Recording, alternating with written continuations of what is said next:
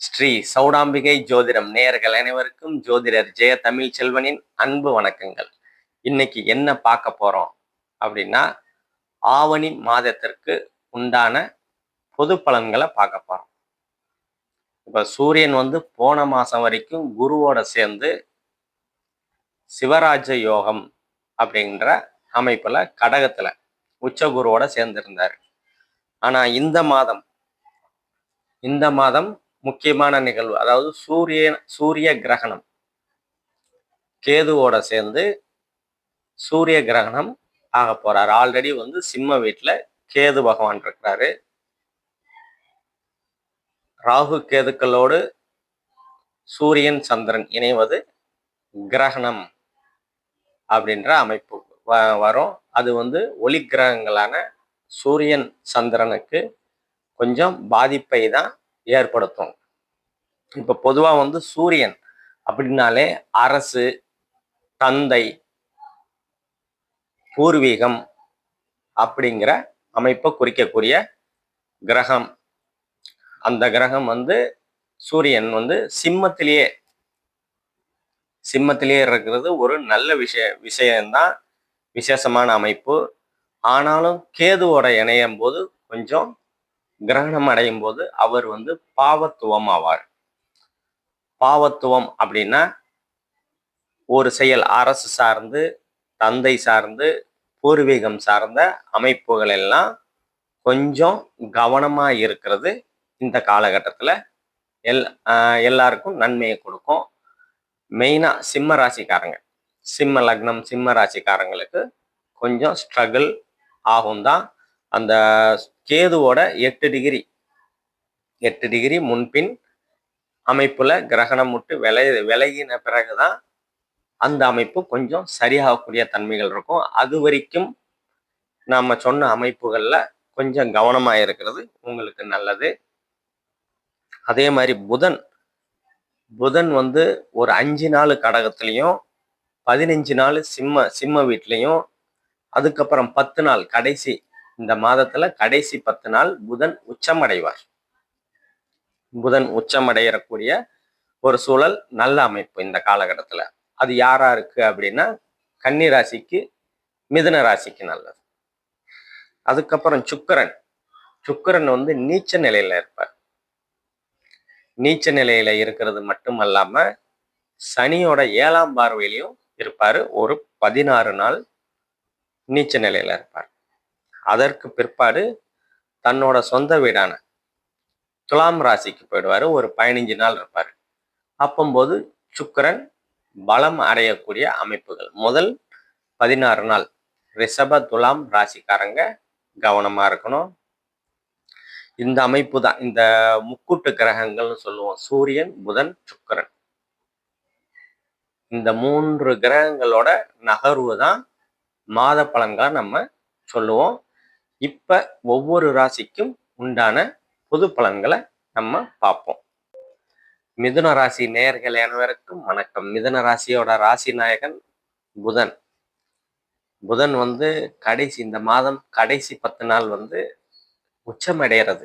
4ஆம் இடத்துல உச்சமடைவார். உங்க ராசிக்கு உங்க ராசிநாதன் உச்சமடைகிறது உங்களுக்கு ஒரு நல்ல அமைப்பு.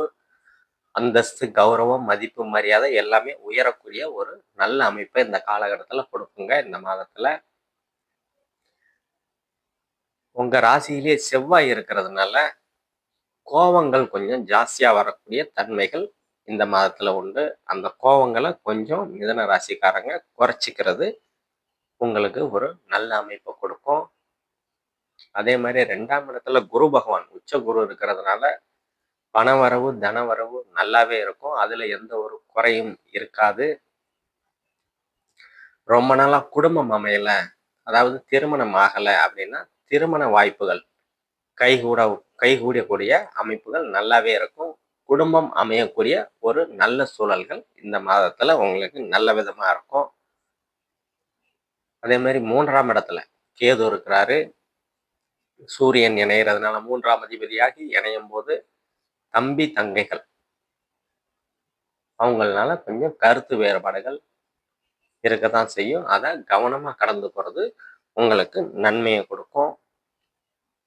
முயற்சிகள் எடுத்துக்கொண்ட முயற்சிகள் வந்து கொஞ்சம் சிரமப்பட்டு ஜெயிக்க வேண்டிய அமைப்புகள்லாம் இந்த காலகட்டத்துல இருக்கும்.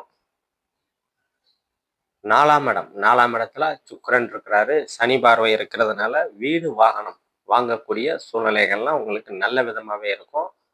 ஆனாலும் கொஞ்சம் சனி பார்வை இருக்கிறதுனால கொஞ்சம் கவனம் தேவை அப்படின்னு தான் சொல்ல முடியும்.